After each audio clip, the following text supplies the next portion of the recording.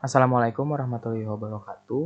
Izinkan saya memperkenalkan diri, nama saya Edmund Banyakal Rifan dengan NIM J0304211103 dari Program Studi Teknik Komputer Angkatan 58 Sekolah Vokasi IPB, kelas praktikum B2 mata kuliah Elektronika Analog. Di sini saya akan menjelaskan tentang 3 buah rangkaian dari 3 buah soal ujian tengah semester mata kuliah Elektronika Analog. Di sini langsung saja kita masuk ke soal yang pertama. Soal pertama adalah sinyal input dari sebuah mikrofon memiliki tegangan 2 mV peak to peak. Agar sinyal audio dapat terdeteksi sinyal harus memiliki tegangan 10 volt peak to peak. Maksudnya agar sinyal audio dapat terdeteksi sinyal harus memiliki tegangan 10 volt peak to peak. Buatlah dan simulasikanlah rangkaian op-amp yang dapat menyelesaikan permasalahan tersebut.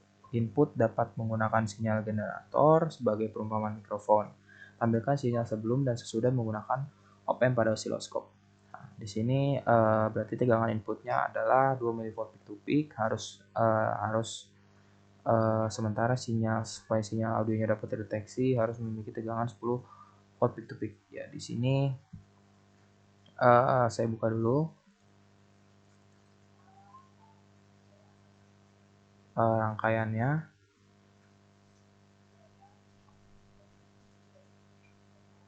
Ini adalah rangkaian untuk nomor 1 ya. Di sini rangkaian ini membutuhkan satu buah ground, ini sini, dimana di sini saya mengubah karena di soal tadi tegangan inputnya adalah 2 mV peak to peak, maka di situ saya mengubahnya menjadi 2 mV peak to peak. Oke.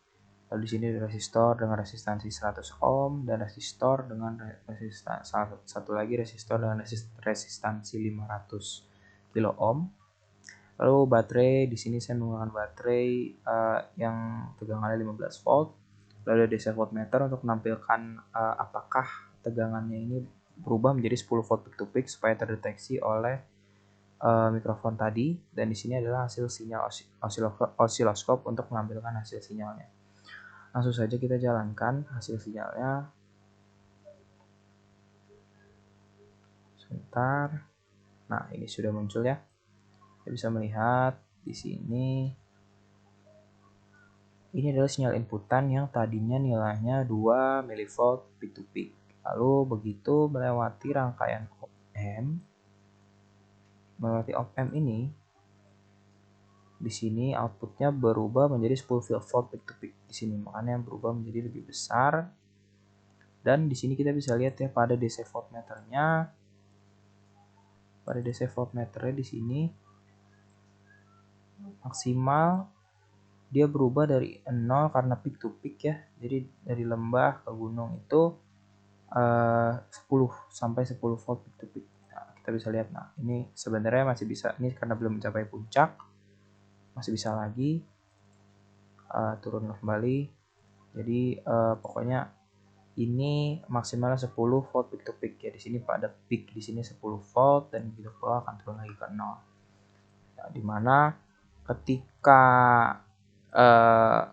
sinyalnya sudah berubah menjadi 10 volt peak to peak, maka mikrofonnya dapat mendeteksi sinyalnya karena dibutuhkan tadinya tegangannya bernilai 2 mV peak to peak, lalu sudah berubah tadi pada rangkaian ini menjadi tegangannya 10 volt peak to peak. Baik, itu adalah rangkaian nomor 1. Ya baik, kita lanjutkan ke soal yang kedua ya.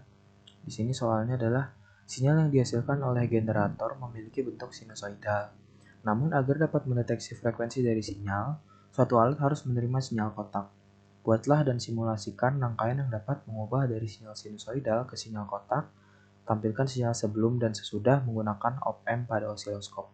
Jadi di sini ada sebuah alat. Nah, alat ini hanya akan mendeteksi frekuensi dari sebuah sinyal ketika sinyalnya itu berbentuk sinyal kotak. Sementara pada sinyal generator pada soal ini sinyal generatornya ini mengeluarkan sinyal berbentuk sinusoidal. Nah, di sini kasusnya kita harus mengubah bentuk sinyal sinusoidal menjadi sinyal kotak menggunakan rangkaian op-amp. Nah, di sini saya sudah menyiapkan rangkaiannya. Ini rangkaian nomor 2 ya, rangkaian yang mengubah dari sinyal sinusoidal ke bentuk sinyal kotak. Di sini memerlukan sinyal generator tentunya untuk sebagai penghasil sinyal, lalu ground, 2 buah ground. Di sini ada kapasitor juga yang kapasitansinya bernilai 10 mikrofarad, lalu resistor dengan nilai hambatan 1 kilo ohm dan op-amp 741 tentunya. Lalu di sini DC generator, saya memberikan tegangannya 5 volt dan osiloskop sebagai hasil output sinyalnya seperti yang ada di soal ini, menampilkan sinyal sebelum dan sesudah menggunakan op-amp. Oke, baik, langsung saja kita jalankan.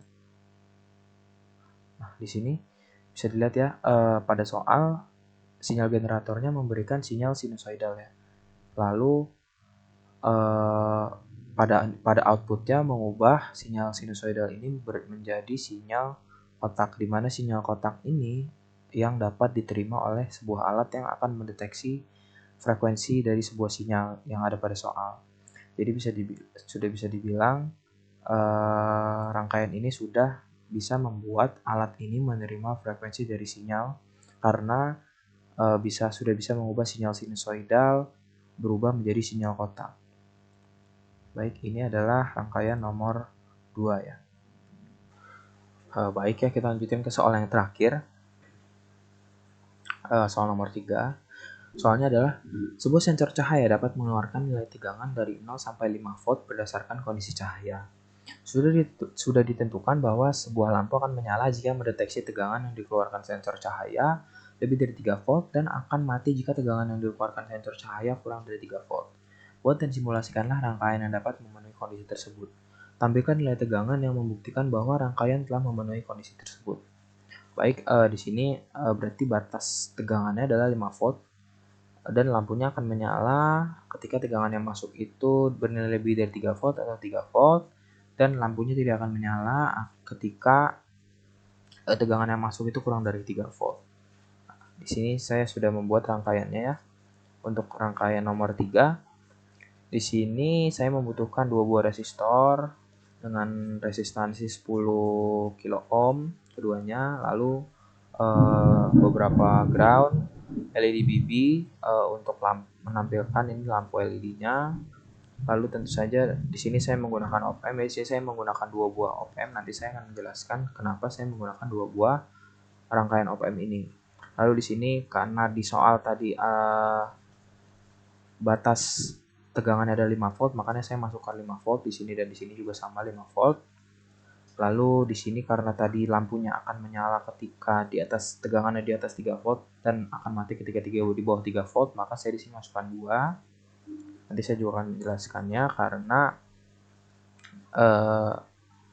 kenapa saya masukkan 2 volt di sini, karena jika pada soal lampunya itu akan menyala ketika tegangannya di atas 3 volt. Berarti kita bisa asumsikan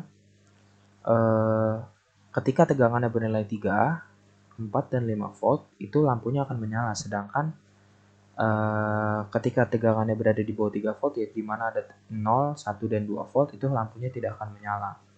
Nah, di sini mengapa saya menggunakan 2 op-amp ya di sini? Nah, sekarang saya akan mencoba menjelaskannya. Di sini kita coba cabut dulu bagaimana ketika kita menggunakan hanya 1 buah op-amp saja. Jadi rangkaian op-ampnya 1. Di sini kita cabut dulu.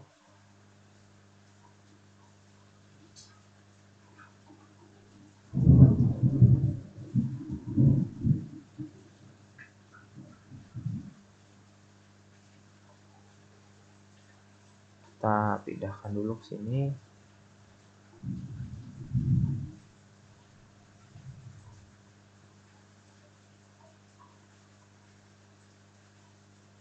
Oke. Lalu ini sini ya. Kita ke sini. Nah, jika hanya 1, dimana tadi di sini saya memasukkannya 2 volt, ini akan terbalik. Tidak seperti yang ditentukan pada soal, justru lampu ini hanya akan menyala ketika tegangannya bernilai 0, 1, dan 2 volt. Dan sebaliknya ketika tegangan bernilai 3, 4, dan 5 volt itu lampunya tidak akan menyala. Kita coba saja ya. Sini kita masukkan tegangannya masih 0 volt. Nah, lampunya akan menyala di sini. Sini lampunya menyala. Lalu ketika kita masukkan 1, tetap menyala. Lalu kita masukkan 2, menyala juga. Nah, begitu kita masukkan angka 3 volt,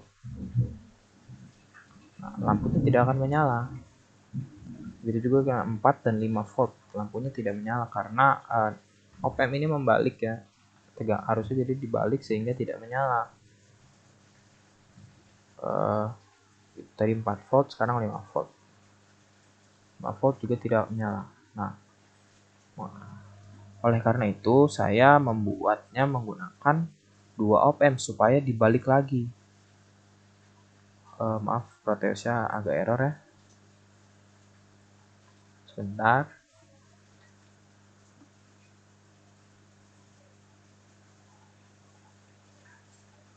Nah, ini tadi tidak tersave ya tadi perubahannya, tapi tadi sudah terlihat ya. Jika lampu ini hanya dihubungkan ke satu op-amp, maka yang menyala lampunya akan menyala hanya pada tegangan yang 0, 1, dan 2 volt saja. Terbalik, malah 3, 4, dan 5 volt tidak menyala. Oleh karena itu saya memasukkannya lagi satu buah op-amp di sini, op-amp yang sama. Di sini juga batasnya 5 juga supaya tidak berubah, dan 2 juga karena di mana lampunya itu menyala ketika berada di atas 3 volt tegangan.